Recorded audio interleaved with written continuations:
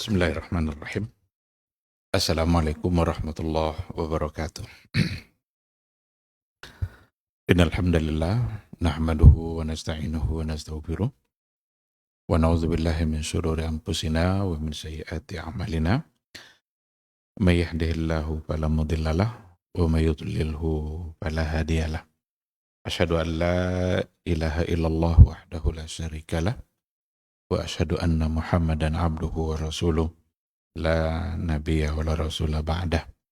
Ikhwati fillah, ma'asyiral hadirin wal hadirat rahimani Allahu wa iyyakum.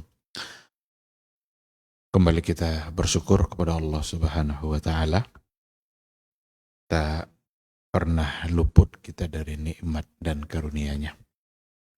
Dimanapun kita berada, dalam keadaan apapun, di situ sesungguhnya pasti ada nikmat Allah yang menyertai kita. Maka sewajarnya menjadi hamba yang beriman untuk senantiasa bersyukur. Hanya itulah yang diminta dari kita. Allah tidak meminta kita untuk membalas nikmat-Nya, karena pasti kita tidak akan sanggup. Tapi cukup kita mensyukurinya. Kalau kita bersyukur, maka Allah tambah pula nikmat yang lain.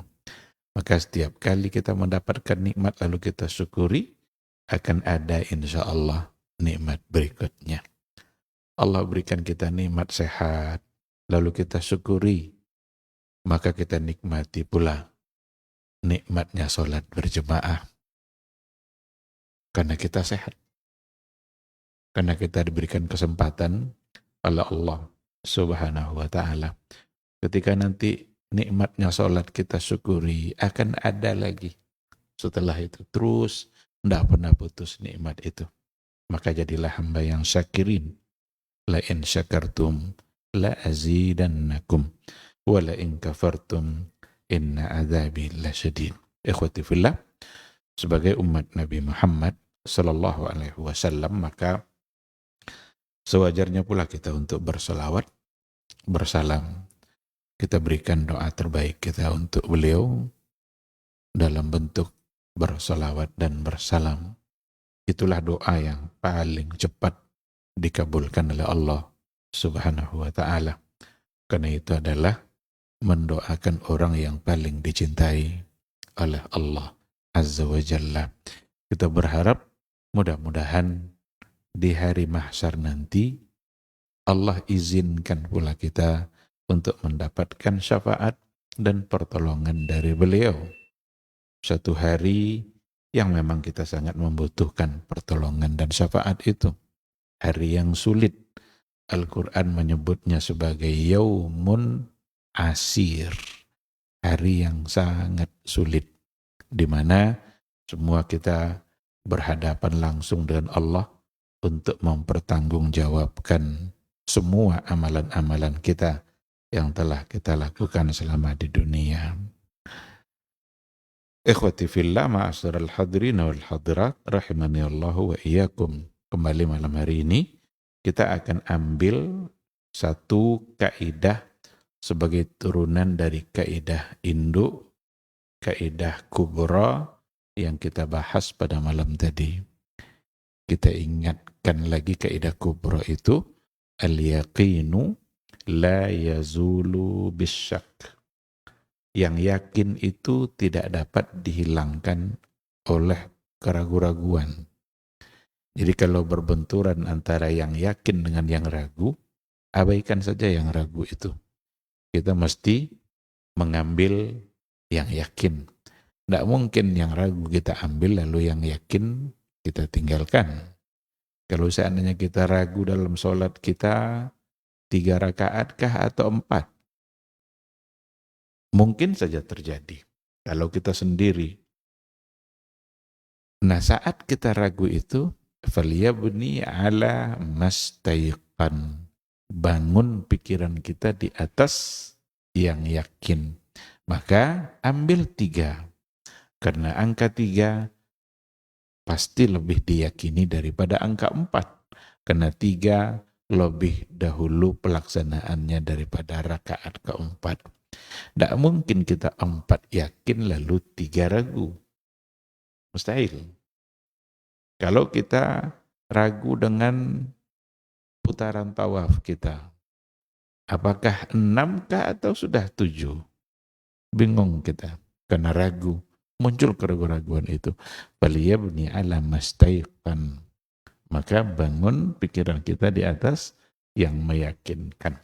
Itu kaidah induk, salah satu dari contohnya.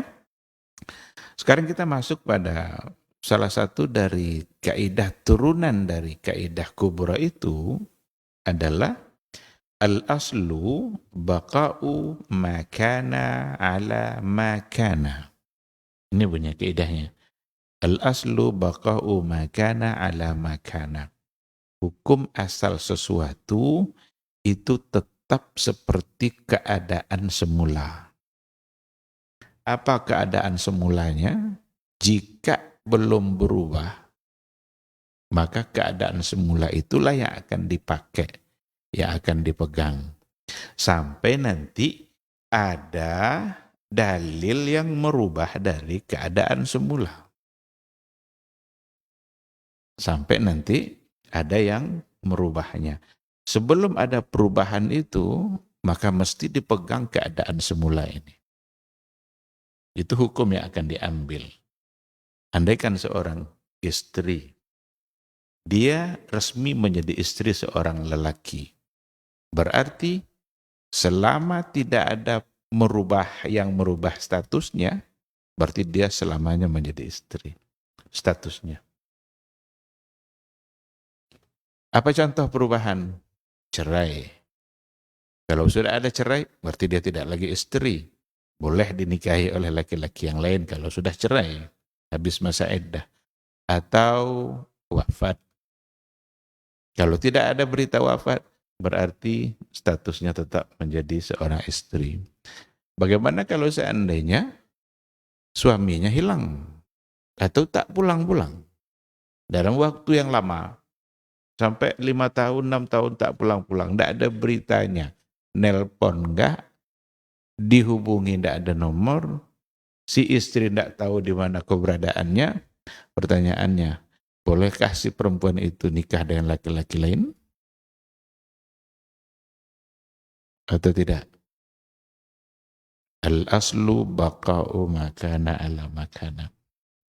Hukum asal sesuatu tetap sebagai keadaan semula. Maka yang perempuan tadi, karena keadaan semulanya adalah sebagai istri dan belum ada yang merubah. Tidak ada keadaan yang merubahnya. Berarti dia tidak boleh nikah dengan laki-laki manapun. Kenapa? Karena dia statusnya adalah istri. Gimana kalau 10 tahun? Biar 15 tahun. Tetap tidak boleh.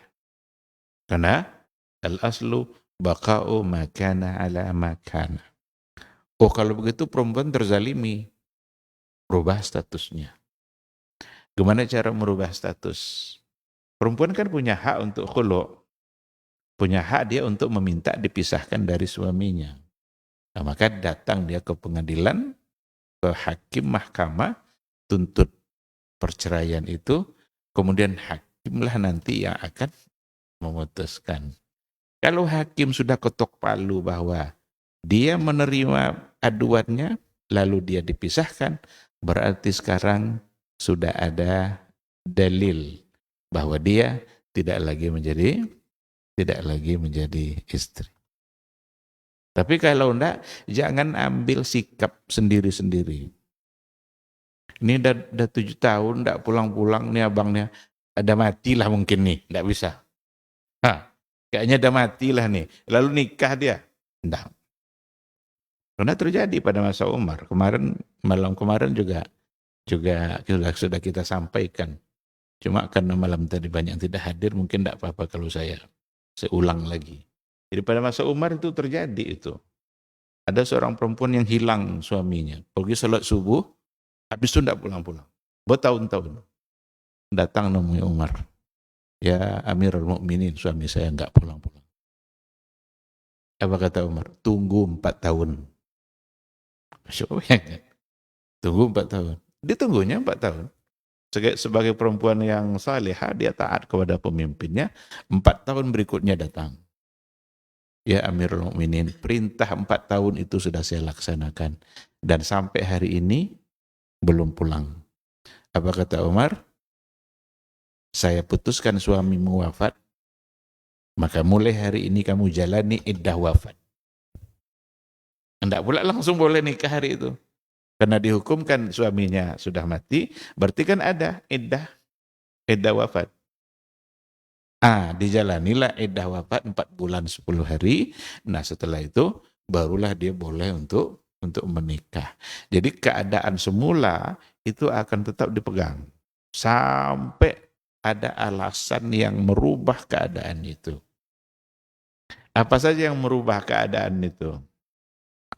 Yang merubah keadaan itu ada 4. Yang pertama al-bayyinah.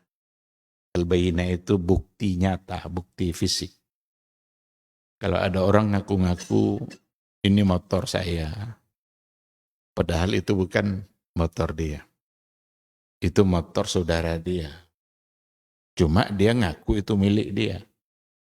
Yang akan dipegang adalah ungkapan saudara dia, karena memang asalnya itu milik saudaranya. Ketika ada yang mengaku, itu milik saya. Bisa enggak dia mendatangkan bukti? Itu namanya al-bayyinah. Sekarang ada lahan kosong, milik si fulan. Tiba-tiba digarap oleh si B. Berapa banyak orang sekarang menggarap lahan-lahan yang kosong? Nampak dia kosong, enggak ada bertahun-tahun, enggak ada yang garap. Ini kayaknya enggak ada orang nih katanya. Ditanam sama dia. Dan dia mengaku itu milik dia, padahal milik si A. Sekarang hukum asalnya tetap seperti keadaan semula. Karena keadaan semulanya adalah milik si A, si hakim akan memenangkan si A. Kapan baru bisa berubah menjadi milik si B? Kalau si B itu bisa mendatangkan al-bayyinah. Bukti. Saya tahun sekian membeli kepada dia. Ini bukti suratnya. Bukti itu namanya al-bayyinah.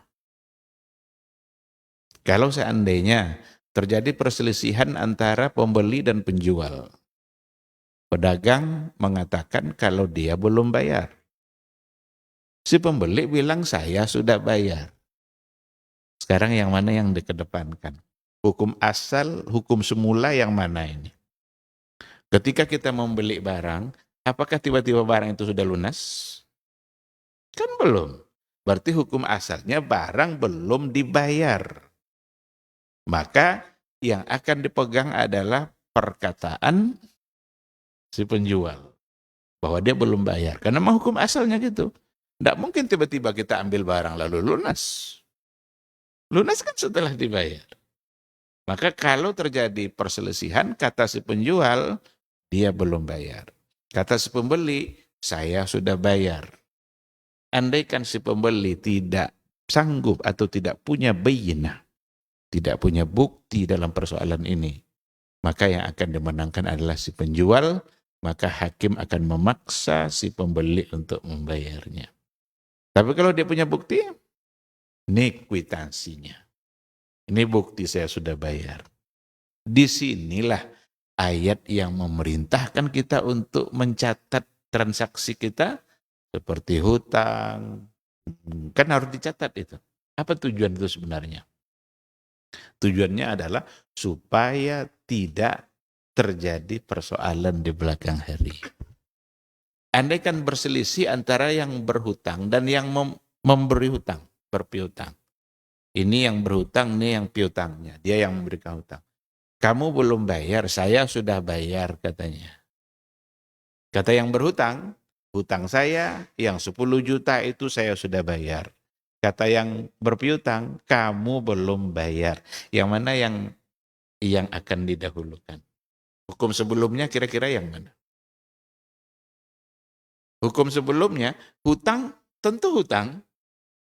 Berarti hukum sebelumnya adalah perkataan yang berpiutang.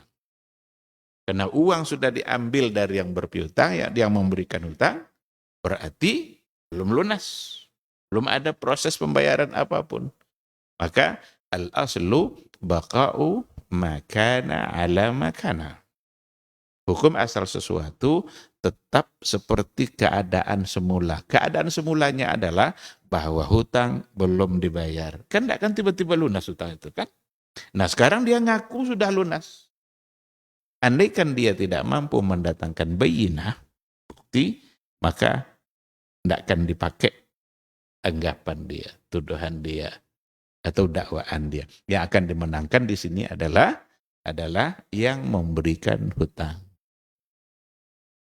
Itu namanya al-bayinah. Ada nanti al-iqrar. Iqrar itu pengakuan. Nah, kalau pengakuan sudah ada, dapat ini kan. Ada orang dituduh mencuri, dia bilang enggak. Kamu mencuri ya? Enggak katanya. Tapi tiba-tiba dia mengaku. Iqrar namanya. Kalau sudah mengaku, ya selesai masalah. Cuma mengaku ini yang susah. Beda dengan zaman Rasul. Zaman Nabi itu penegakan hukum pidana dalam bentuk cambuk, rajam, itu tidak pernah terjadi berdasarkan saksi. Dia kan harus 4 saksi kan? Kalau ada 4 saksi oleh yang menuduh, barulah bisa ditegakkan hukum. Maka tidak pernah terjadi karena adanya saksi. Tapi yang pernah terjadi adalah pengakuan. Ngaku dia di hadapan Nabi. Ya Rasulullah, tolong rajam saya katanya. Coba bayangkan. Tolong cambuk saya. Tolong hakim alayyal had. Tolong tegakkan hukum itu pada diri saya. Kenapa kata Rasul? Halaktu. Binasa saya. Hancur saya ya Rasulullah. Jadi ada ketakutan dia terhadap hukum akhirat nanti. Daripada hukum di akhirat, mending selesaikan di dunia. Karena kalau rajam sudah terlaksana di dunia, di akhirat sudah tidak dilakukan lagi. Itu bentuk taubat dia. Maka seorang perempuan itu datang nemuin Nabi, ya Rasulullah, ini hamilnya, ini kena zina. Tolong rajam saya. Tapi Nabi kan ingin dulu membuktikan sejauh mana kejujuran taubat si fulan ini. Katanya, lah tunggulah dulu sampai kamu melahirkan. Setelah melahirkan dibawanya bayi itu. Ya Rasulullah, bayi sudah saya lahirkan. Tugasnya sudah selesai. Tolong tegakkan hukum. Kata Rasul, susui dulu 2 tahun. Dibawa lagi bayi itu pulang sama dia, susui 2 tahun. Setelah 2 tahun datang lagi. Nah, mungkin tidak kita temukan pengakuan seperti ini hari ini nih. Mengaku korupsi itu bisa enggak kira-kira? Datang dia ke pengadilan lah, atau hukum saya korupsi katanya. Ada enggak kira-kira? Tidak kan ada. Yang ada justru setelah ketok palu banding lagi. Masih ada upaya untuk banding supaya bebas. Inilah bedanya kekuatan iman kita pada hari ini dan kekuatan iman generasi dulu. Maka pantas enggak kira-kira mereka sebagai generasi terbaik? Pantas itu khairul qurun qarni. Tsumma alladzina yalunahum, tsumma alladzina yalunahum. Generasi terbaik kata Nabi adalah generasi semasa saya hidup. Kemudian yang sesudahnya, kemudian yang sesudahnya. Kalau diurut terus sesudahnya kita yang keberapa kira-kira? Urutan zamannya. Cuma Nabi sebut hanya 3. Inilah al-qurunus sadasa al-mufaddalah. 3 generasi terbaik yang memang mendapatkan pujian dan garansi dari Rasulullah Sallallahu Alaihi Wasallam. Maka jika ikrar sudah ada, selesai masalah. Ada seseorang kehilangan motor, diambil oleh si fulan. Si fulan ini merubah-rubah semuanya, stiker segala macam dirubah. Kan sudah tidak ada bentuknya lagi. Cuma pemilik masih mengenali itu kan milik dia. Kamu mencuri motor saya, ini motor saya. Enggak katanya. Kalau enggak, berarti kan bawa ke pengadilan. Tapi kalau iya katanya, ini motor kamu saya curi, berarti selesai masalah. Tidak lagi berpegang pada keadaan semula. Kalau tidak ada dia, kalau umpamanya dia tetap tidak bisa punya, tidak ada ikrar, tidak ada apa, berarti akan dilangsungkan nanti semacam persidangan. Dan hakim akan berpegang kepada makana ala makana. Inilah kaidahnya itu. Al-aslu baqa'u makana ala makana. Hukum asal sesuatu berpegang kepada keadaan semula. Ada bukti yang ketiga, dalil atau alasan yang ketiga untuk merubah keadaan itu namanya an-nukul. Apa nukul itu? Nukul itu menolak untuk bersumpah. Jadi dia dituduh, tapi dia tidak mau bersumpah. Nah, pada masa dulu tidak mau bersumpah itu menjadi alasan untuk menyalahkan dia. Karena memang berat lidah ini, orang beriman itu berat dia membawa nama Allah untuk sesuatu yang memang dia bersalah di situ. Jadi demi Allah saya tidak melakukan, sementara dia melakukan, itu berat sekali. Lidah orang-orang beriman. Cuma kalau sekarang kayaknya menolak bersumpah itu enggak pula lah bisa langsung jadi bukti itu. Orang sekarang mau aja ada bersumpah-bersumpah.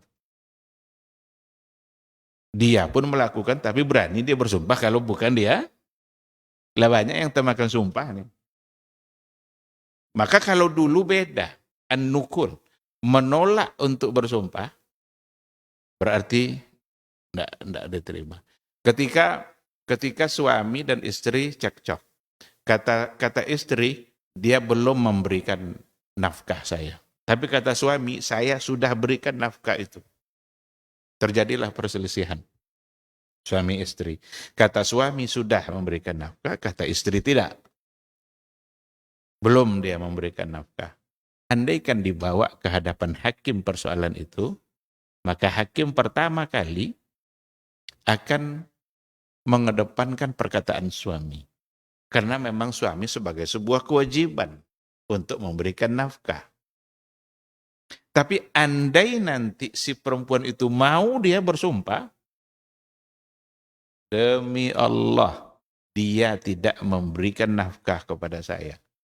Belum ada uang diberikannya bulan ini. Kalau dia mau bersumpah, maka hakim bisa memindahkan kebenaran itu ke pihak istri. Tapi kalau dia menolak, kalau betul suamimu kalau betul suami kamu tidak memberikan nafkah, coba bersumpah. Bersumpah atas nama Allah, kalau suami tidak memberikan nafkah. Enggak katanya. Anda mau bersumpah itu. Berarti itu ada alasan hakim untuk mengambil keputusan pada pihak yang lain. Karena kalau memang belum dia memberikan, kan apa salahnya dia untuk bersumpah? Bahkan itu bisa menjadi penguat nanti di mata hakim. Menyebut nama Allah atas dakwaan dia. Tapi ketika dia nukul inilah yang menolak untuk bersumpah. Tidak mau dia bersumpah, maka itu akan menjadi cara oleh hakim untuk memutuskan satu keputusan. Kalau begitu, kamu tidak benar dalam dakwaan kamu. Yang dibenarkan adalah suami. Yang keempat, yang akan merubahnya adalah al-amarat al-zahirah. Amarat al-zahirah itu tanda-tanda dan indikasi kuat. Kalau di buku ini diberikan penjelasan, al-amarat al-zahirah itu adalah tahkimul hal. Mengambil keputusan hukum berdasarkan keadaan yang ada saat terjadi perselisihan. Contoh begini. Ketika ada seorang anak menitipkan hartanya kepada ayahnya. Ayahnya punya kemampuan, tapi anak kena pergi dalam waktu yang lama, dia titipkan hartanya kepada ayahnya. Sepulang anak dari tempatnya, dari tempat dia berada, lalu ketemu sama ayahnya, ternyata ayahnya memanfaatkan uang itu untuk kepentingan diri dia. habislah harta itu. Atau setidaknya tinggal 1/3 dari harta anaknya. Lalu anak tidak siap untuk menerima keadaan itu. Ayahnya bilang begini, saya gunakan itu karena saya dalam keadaan sulit. Tapi kata anaknya, tidak percaya saya, karena ayah selama ini adalah orang yang kaya dan punya duit. Karena kalau ayah dalam keadaan sulit, lalu di tangannya ada harta anak, kan boleh dia pakai kan? Karena anta wa maluka li abik. Engkau dan hartamu itu milik ayahmu. Tapi ketika ayahnya dalam keadaan senang, dalam keadaan punya harta, berarti dia tidak boleh menggunakan itu. Nah sekarang digunakannya dengan alasan, ana mu'sir. Saya dalam keadaan sulit. Kata anaknya, enggak. Anta musir. Engkau adalah orang yang banyak harta. Andaikan dibawa ke pengadilan di hadapan hakim. Maka amaratul zahirah itu, maksud amarah zahirah itu adalah tanda dan indikasi kuat hakim akan menengok keadaan ayahnya saat terjadi perselisihan. Ternyata ayahnya saat terjadi perselisihan itu memang dalam keadaan sulit. Hidupnya, ekonominya. Berarti ayah bisa dimenangkan. Tapi kalau ternyata saat terjadi perselisihan, seorang ayah kelihatan mewah hidupnya. Berarti itu tanda-tanda kan? Itu yang amarah zahirah. Itu namanya tanda dan indikasi kuat untuk mengambil keputusan oleh hakim. Oh, saat terjadi perselisihan, ternyata seorang ayah dalam keadaan banyak harta, maka tidak ada alasan bagi dia untuk menggunakan harta anaknya. Dia mesti mengganti harta itu. Nah, ini yang keempat. Itu namanya amarah zahirah. Keadaan tahkimul hal, menghukumi sesuatu berdasarkan keadaan saat terjadi perselisihan. Ketika ada seseorang yang menyewa mobil rental, lalu dia tidak mau bayar dengan alasan mobil yang saya rental kemarin dicuri, baru saja saya pakai dicuri dari tangan saya. Apa yang mau saya bayar?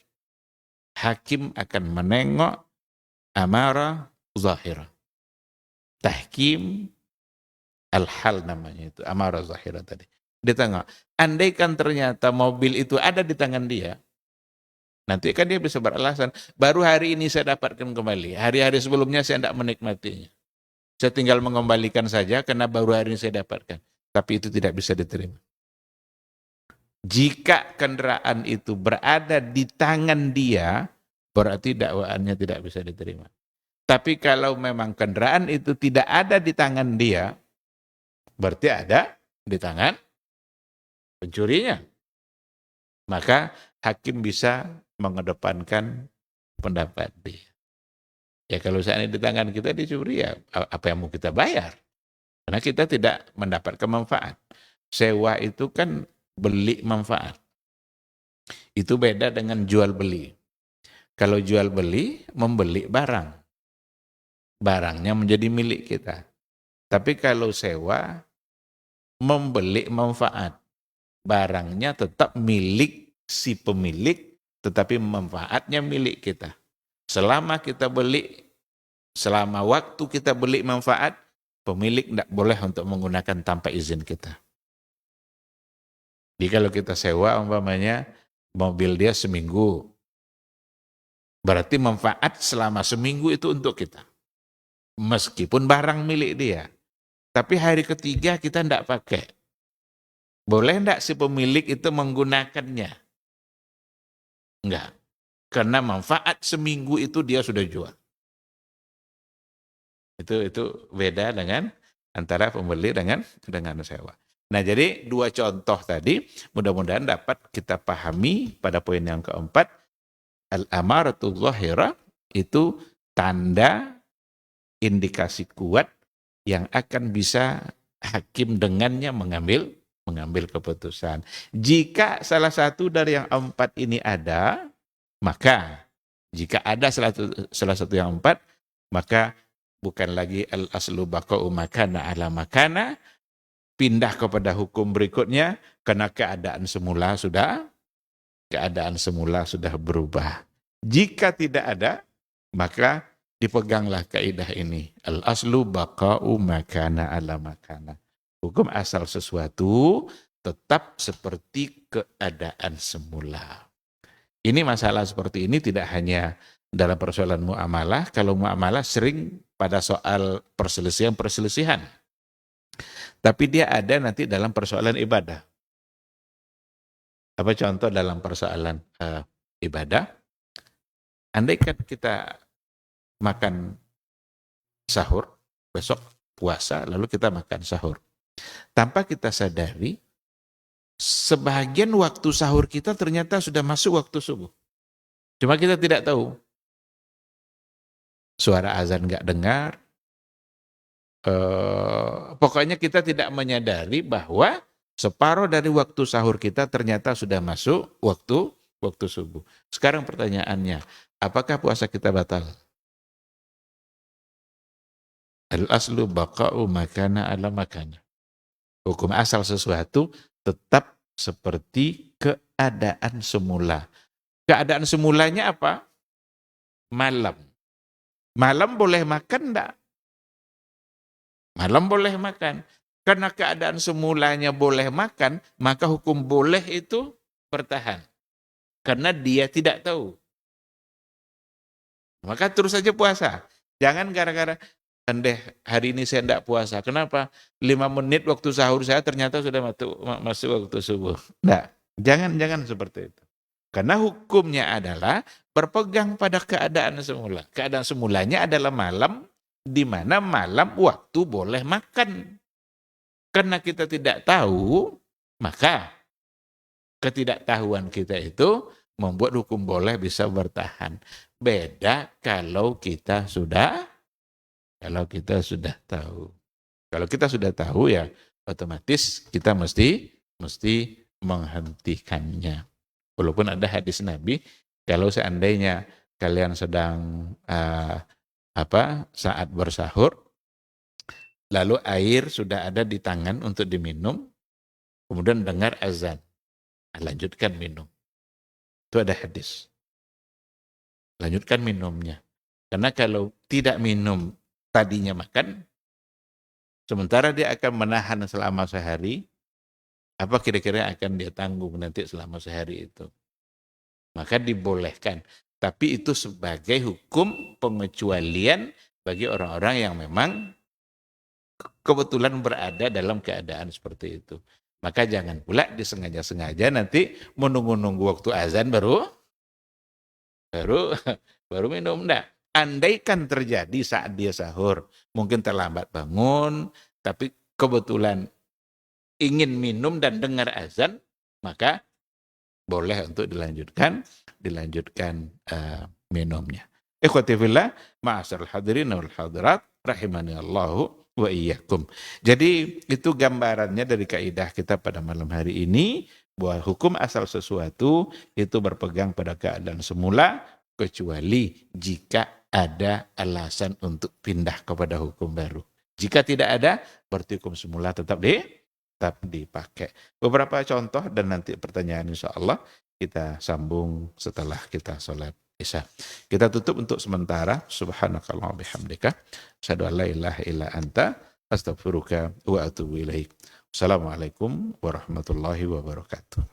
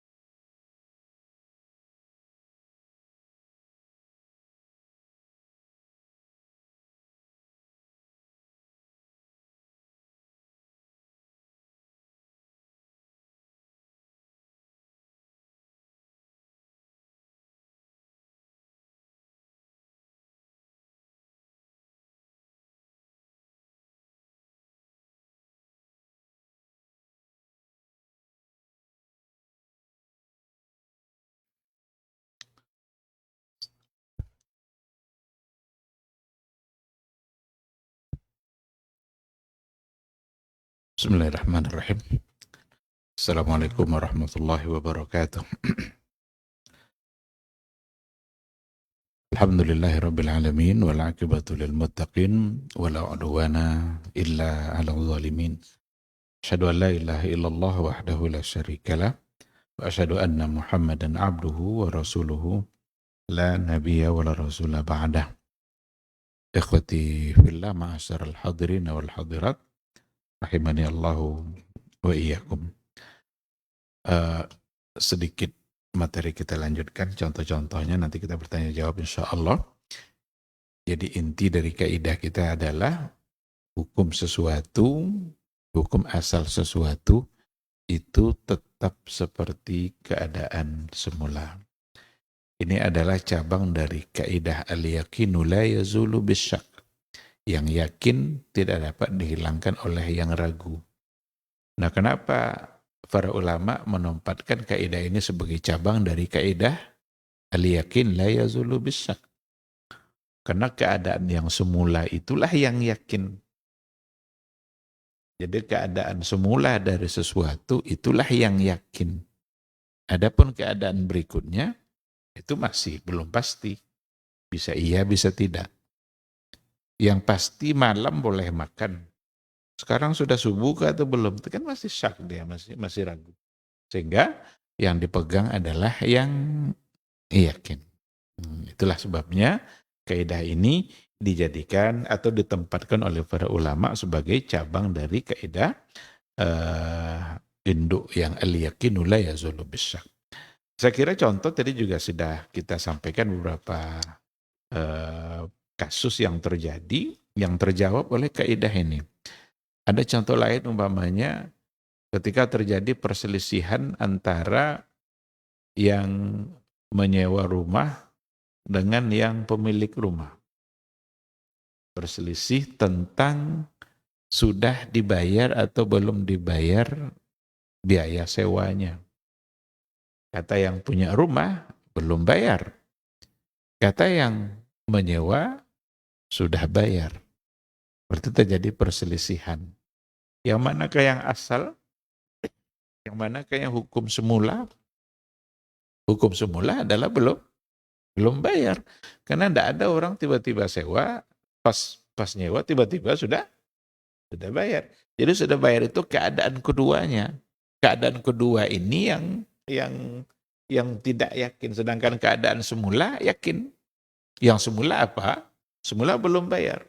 Nah, maka yang akan dimenangkan adalah pemilik rumah dan akan dikalahkan yang menyewa oleh hakim. Maka hakim akan menuntut kepada penyewa untuk melunasi bayaran sewanya. Kecuali kalau dia punya bukti-bukti, punya penguat atas dakwaan dia. Kalau berselisih antara suami dan istri tentang anak yang dilahirkan. Kata istri, ini anak kamu. Kata suami, ini bukan anak saya. Mana hukum asal? Kata istri, ada saya ambil dari contoh dari buku lain. Terjadilah perselisihan itu. Maka yang akan dikedepankan adalah istri. Tidak bisa langsung diterima dakwaan suami. Karena itu terjadi juga pada masa Nabi. Ada seorang lelaki membawa bayinya ke hadapan Nabi. Ya Rasulullah, ini bayi dilahirkan oleh istri saya, tapi ini bukan anak saya. Kenapa kata Nabi? Karena warnanya hitam. Jadi yang lahir itu bayi berkulit hitam. Sementara dia putih, istrinya putih, dianggapnya itu bukan anak dia. Tapi Nabi kan tidak langsung menerima. Karena kalau ditolak anak yang dilahirkan, kenapa ketika hamil dia diam-diam aja? Kan seharusnya kalau orang bukan anak dia, saat kemarin hamil, kan dia tolak. Ini hamil bukan dari saya. Ini sekarang hanya karena hitam. Sementara kehamilan dia tidak persoalkan. Di situ Nabi Berlogika ketika itu, kamu punya onta enggak katanya? Ada katanya. Apa kebanyakan warna anaknya? Merah. Ada enggak yang selain warna merah? Ada katanya. Nabi nanya, hallahu min auraq? Ada enggak kira-kira yang hitam keabu-abuan onta kamu? Ada. Kenapa bisa? Kan yang lain merah semua, kok yang ini hitam? Katanya, mungkin dia ngikuti kulit induk-induknya yang dulu. Nah, kata Rasul, mungkin anakmu ini ngikuti kulit atuk-atuknya yang kesekian dulu. Yakin, oh ya kalau gitu, ini anak saya dibawanya pulang dengan keyakinan itu adalah anak dia. Kenapa istri yang dikedepan oleh Nabi? Karena itu hukum semula. Kan itu istri dia. Sekarang dia melahirkan hasil hubungan dari dia. Tiba-tiba dia tolak. Penolakan ini keadaan kedua. Keadaan pertama apa? Adalah anak istri dia. Anak dia dari istri dia. Nah, karena itu al-aslu baqa'u makana ala makana. Jadi ikhwati fillah ma'asal hadirin wal hadirat rahimani Allahu wa iyyakum, akan ada banyak persoalan yang bisa terjawab oleh kaidah ini. Yang penting intinya adalah harus dikedepankan keadaan semula. Karena itulah yang yakin. Adapun keadaan kedua itu bisa iya, bisa tidak. Kapan iyanya? Kalau dia punya bukti penguat yang salah satu dari yang 4 tadi itu. Siap dia bersumpah umpamanya. Atau menolak dia bersumpah. Menolak bersumpah saja oleh hakim itu sudah menjadi satu poin untuk mengambil keputusan. Karena kalau memang dia benar, ngapain menolak untuk bersumpah? Orang beriman memang akan berat lidahnya menyebut nama Allah untuk hal-hal yang dia tidak lakukan. Demi Allah saya tidak mencuri katanya, padahal dia mencuri. Orang beriman akan sulit melakukan itu. Jika benar-benar beriman kepada Allah. Tapi kalau tidak ya akan mudah aja dia untuk bersumpah. Maka diperlukan ada penguat yang lain. Saya kira itu mungkin tambahan contoh-contoh. Ada banyak contoh yang lain tidak saya sampaikan supaya kita bisa sedikit punya waktu untuk bertanya jawab. Silakan kalau seandainya ada hal-hal yang perlu untuk didiskusikan. Fadhal.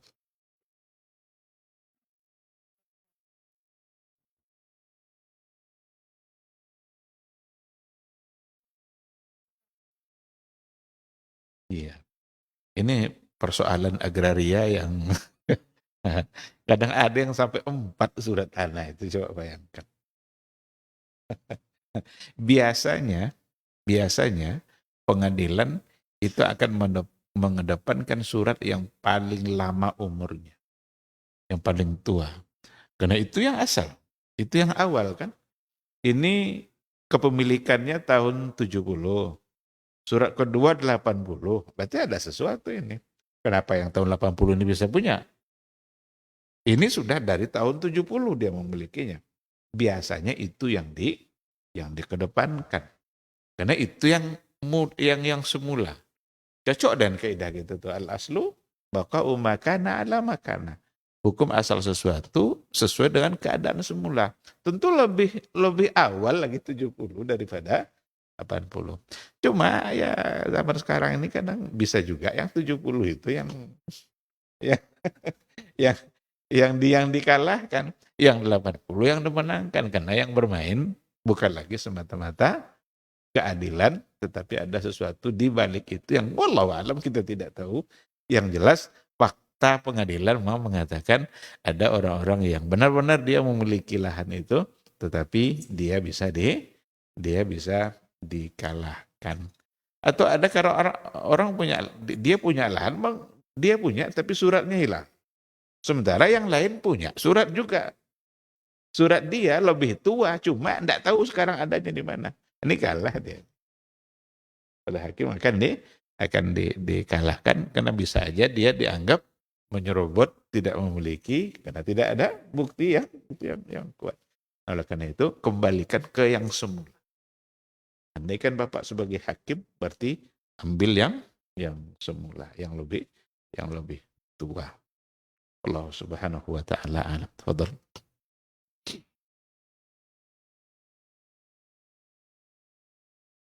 Mm, iya.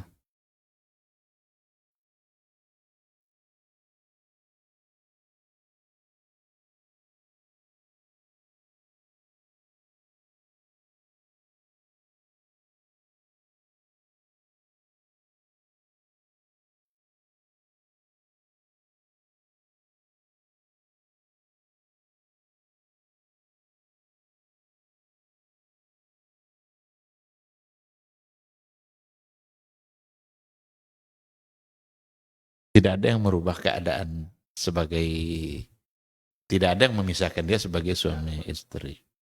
Ya. Itu yang hitung-hitungan bulan itu disigat ta'liq ya ada di kantor KUA.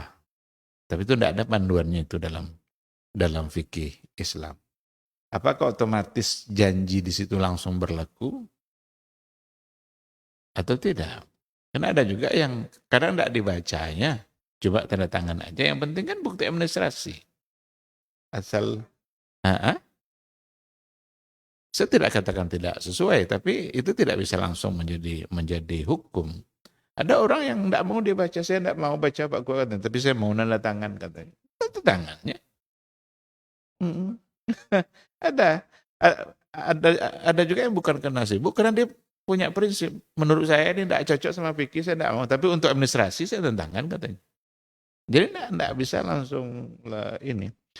Eh, Kalau seandainya umpamanya 6 bulan, tiba-tiba dia nikah sama laki-laki lain. Kalau seminggu setelah nikah dia pulang gimana?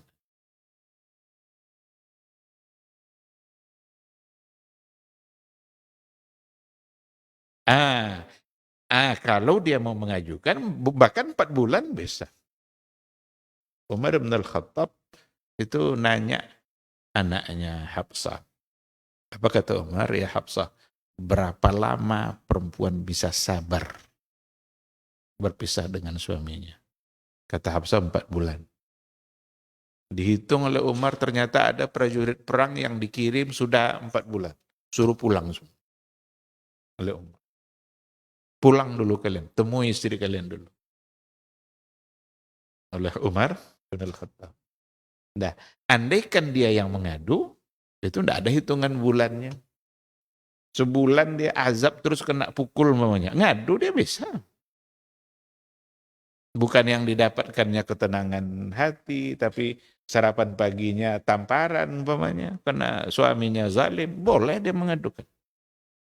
Dia adukan, nanti hakimnya akan memutuskan. Itu juga terjadi pada jadi masa Umar itu kan masa yang memang banyak sekali peristiwa terjadi, termasuk dalam hukum keluarga. Ada seorang perempuan mengadu, ya Umar, tolong ceraikan saya dari suami saya. Apa gitu kata Umar. Pokoknya ceraikan katanya. Saya tidak bisa hidup bersama dia. Kalau Umar bin Al-Khattab dikasih ta'zir. Jadi hukum itu kan ada kisas, ada hukum-hukum lain, ada ta'zir. Ta'zir itu boleh ditetapkan oleh hakim untuk memberikan pelajaran. Walaupun Nabi tidak menetapkan hukum itu. Yang tetapkan Nabi kan umpamanya mencuri potong tangan, ini ada cambuk, ini itu yang ditetapkan. Tapi ketika tidak ditetapkan satu persoalan boleh takzir. Maka penjara itu fungsinya hanya takzir, bukan hukum asalnya. Dalam Islam tidak ada hukum asal penjara, tapi takzir boleh. Maka Umar, kamu malam ini jangan tidur sama suami. Tidur di kamar situ sendiri, kena ada disiapkan sama Umar. Tidur dia situ malam tuh. Besok dia datang lagi. Umar nanya perempuan itu, gimana rasanya tidur tidak sama suami? Apa kata perempuan itu? Wallahi ya Amirul Mukminin, tidak pernah saya tidur senyaman malam tadi. Ini kalau begini, harus dipisahkan nih kata Umar. Maka dipisahkanlah oleh Umar. Jadi hulu itu mesti memang hulu itu mesti di tangan hakim. Yang peristiwa terjadi baik pada masa Nabi, pada khalifah sesudahnya, selalu kalau hulu di hadapan pemimpin. Kalau cerai kan dalam hukum fikih bisa terjadi cerai di rumah tanpa tanpa di hadapan ini. Tapi kalau dalam hukum kompilasi Islam, HKI yang dipakai di pengadilan kita, cerai mesti di hadapan hakim. Cerai mesti ketok palu. Tapi kalau dalam fikih Islam, enggak. Lafaz yang diucapkan suami di rumah itu bisa menjatuhkan talak. Tapi kalau khulu secara fakta memang mulai dari masa Nabi selalu di depan. Ini karena untuk memisahkan itu kan karena perempuan yang minta dipisahkan. Perempuan kan tidak punya hak untuk menceraikan. Sekarang dia minta diceraikan, tentu di hadapan hakim. Sementara cerai di tangan laki-laki dan laki-laki punya hak menceraikan. Maka tidak pun di depan hakim bisa berlaku karena dia yang punya hak untuk menceraikan. Nah, oleh karena itu, jika memang 6 bulan lalu dia melapor dan diterima, lalu diputuskan, keputusan hakim itu keputusan syar'i. Maka hakim itu wakil Allah di muka bumi ini. Keabsahannya syar'i. Apa yang diputuskan oleh dia sama dengan keputusan nas. Maka orang dulu berhati-hati dia. Abu Hanifah itu dipanggil oleh Abu Ja'far al-Mansur untuk menjadi qadhi, menjadi hakim. Tidak mau dia. Ya Abu Hanifah, saya pandang hanya engkau lah yang pantas untuk menjadi hakim. Tidak, katanya. Jangan, saya tidak mampu. Ketika Abu Hanifah bilang saya tidak mampu, lalu kata Khalifah, kazabta, kamu bohong. Lalu kata Abu Hanifah, kamu kan telah menghukumkannya sebagai orang yang pembohong, katanya. Orang pembohong tidak pantas menjadi hakim. Ini kisah-kisah pada Abu Hanifah. Engkau sendiri telah hukumkan saya sebagai pembohong. Dan pembohong tidak pantas jadi, akhirnya bebas dia. Nah, maka orang dulu takut dia. Jadi tidak ada cerita orang dulu rebutan untuk jadi hakim itu tidak ada. Karena mereka bukan memandang itu sebagai profesi yang menggiurkan. Yang mereka pandang adalah amanah keadilan ada di tangan dia. Maka kata Rasul, hakim itu salasah. Hakim itu ada 3. Isnani finnar, wahid fil jannah. 2 masuk neraka, 1 masuk surga. Jadi dari 3 jenis hakim itu 2 yang neraka. Yang neraka siapa? Menghukumkan, memutuskan hukum tanpa ilmu. Yang kedua, memutuskan hukum, dia tahu kebenaran tapi dia tidak putuskan sesuai dengan itu. Sedangkan 1 yang masuk surga adalah ketika dia memutuskan satu perkara sesuai dengan al-haq dan kebenaran, lalu dia ikutkan kebenaran itu. Itulah yang masuk surga. Adapun 2, masuk neraka. Ini yang diingat oleh orang-orang dahulu. Jadi bukan profesi yang sesuatu yang keuntungan dunia yang akan didapat. Wallahu subhanahu wa ta'ala a'lam. Nah, fadhal.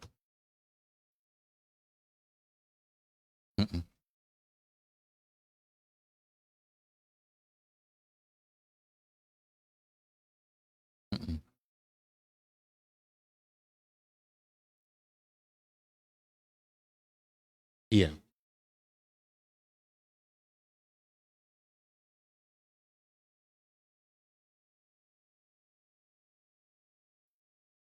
Iya. Ayyu mamra'atin talabat min zawjihal firaq min ghairi ma ba'sin lam tajid raihatal jannah. Perempuan manapun yang meminta cerai tanpa ada alasan syar'i, lam tajid raihatal jannah, maka dia tidak mencium aroma surga. Kalau tidak mencium aroma surga berarti tidak masuk. Karena surga itu sudah tercium aromanya, kata Nabi, min masirati kada wa kada. Dari jarak begini jauh sudah tercium. Sekarang aromanya janda. Tapi kata kunci di situ adalah min ghairi ma ba'sin, tanpa ada alasan yang syar'i. Yang pantas untuk dijadikan alasan. Umpamanya karena alasan dunia. Kalau alasan syar'i itu seperti dia dizalimi. Karena kan seorang suami tidak boleh menzalimi. Berarti alasannya syar'i. Dia tidak memberikan nafkahnya. Berarti itu adalah alasan syar'i. Sekarang bagaimana dia minta cerai hanya karena suaminya poligami. kawin lagi. Poligami itu sebagai sebuah ketentuan agama, dia bukan satu hal yang salah. Dia adalah sebagai solusi untuk persoalan keluarga. Tetapi kalau salah-salah langkah, poligami bisa-bisa tidak menjadi solusi. Justru menjadi masalah jadinya. Gara-gara menyelamatkan janda, muncul janda baru. Kan itu kan?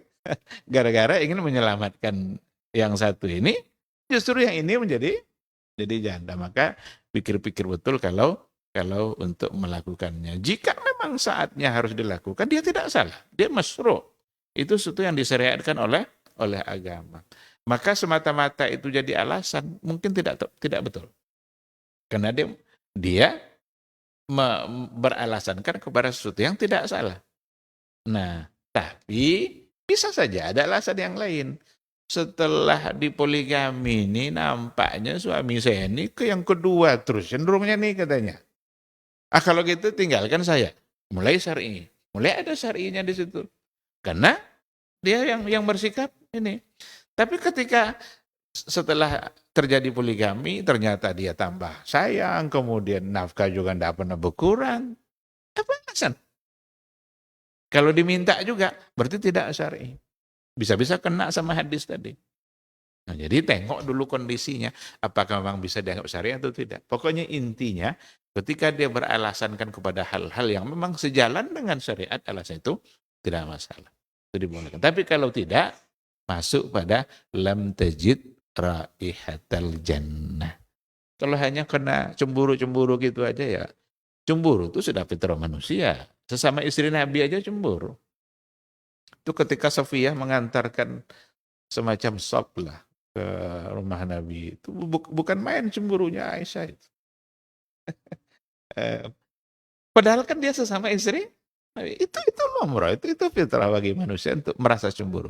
Tapi kan ketika kecemburuan itu nanti tetap dipayungi oleh agama, dia akan selesai, tidak akan berlarut dia. Tapi ketika kecemburuan tidak disampul nanti dengan agama, ini barangkali yang akan bisa memunculkan masalah baru. Ya, saya kalau di Pasca itu karena di Pasca saya mengajar hukum keluarga itu, sering saya jadikan sebagai satu bahasan. Apakah poligami itu solusi atau masalah? Silakan kalian bahas. Dibuat semacam makalah. Ya gitulah jadinya. Dia bisa jadi solusi. Zaman Nabi itu solusi. Zaman Omar itu solusi. Itu ketika terjadi peperangan, banyaklah meninggal yang suami-suami ini. Karena suami yang ikut berperang. Tinggallah istri-istrinya. Apa solusinya? Kan dengan adanya poligami, mereka-mereka yang tersisa diminta untuk menikahi istri-istri yang suaminya tadi meninggal. Yang sebelumnya suami istri ini ketika suaminya meninggal, kan dia yang harus nyari nafkah anaknya. Capek dia nyari nafkah anaknya. Sekarang ketika dia nikah dengan laki-laki lain, meskipun sudah punya istri juga, kan suami yang nyari nafkah. Maka diuntungkan istri ini. Maka poligami itu sebenarnya yang diuntungkan perempuan. Kan tidak capek-capek lagi nyari nafkah kan. Iya enggak kira-kira? Yang diuntungkan oleh konsep poligami itu bukan laki-laki. Laki-laki itu hanya dapat tanggung jawab. Apa yang didapatkannya? Keuntungannya. Yang ada pada istri kedua ada pada istri pertama. Tapi dia dapat tanggung jawab. Maka kalau tidak bisa adil, jangan lakukan. Kalau dia bisa adil, silakan untuk melakukannya. Tidak ada alasan untuk menolak. Maka perempuanlah sebenarnya yang lebih diuntung. Cuma kadang-kadang dipandang dari sisi yang berbeda. Apalagi kalau yang memandangnya orang-orang orientalis. Orang barat. Dengan konsep poligami ini, itu jadi sisi di mana mereka mendiskreditkan agama Islam. Dianggap tidak menghargai perempuan, boleh begini, boleh begitu. Mereka tidak mengerti dan hakikat masalah yang sebenarnya. Kenapa itu disyariatkan? Kalau kita kan yang harus kita yakini apapun jika Allah syariatkan pasti baik. Pasti maslahat. Tidak mungkin Allah bolehkan sementara dia tidak maslahat. Andaikan dibolehkan lalu dibatalkan berarti habis maslahatnya. Andaikan dulu dibolehkan lalu dinasah hukum itu berarti maslahatnya sudah habis. Dulu ada, sekarang sudah tidak ada, maka dibatalkan hukum itu. Oh, seperti dulu boleh nikah mut'ah. Tapi kata Rasul, inni haramtuha ila yaumil qiyamah. Saya haramkan mut'ah itu sampai hari kiamat. Dulu pernah dibolehkan pada saat perang Khaybar. Beberapa hari boleh, tapi hukumnya dinasakh. Orang Syiah mengambil hukum boleh, tapi tidak menerima hukum nasakh. Bolehnya yang diambilnya. Sehingga bagi mereka nikah mut'ah menjadi ibadah, bahkan lebih besar ibadahnya daripada jihad sekian puluh kali. Padahal itu adalah yang sesuatu yang sudah dihapus hukumnya oleh Rasulullah Sallallahu Alaihi Wasallam. Jadi saya kira seperti itu. Wallahu Subhanahu Wa Taala a'lam. Baik, saya kira cukup sampai di sini untuk malam hari ini. Kita sambung insyaallah pada pertemuan yang akan datang dengan kaidah yang berbeda. Terima kasih. Subhanakallah bihamdika. Asyhadu an la ilaha illa anta astaghfiruka wa atubu ilaik. Wassalamualaikum warahmatullahi wabarakatuh.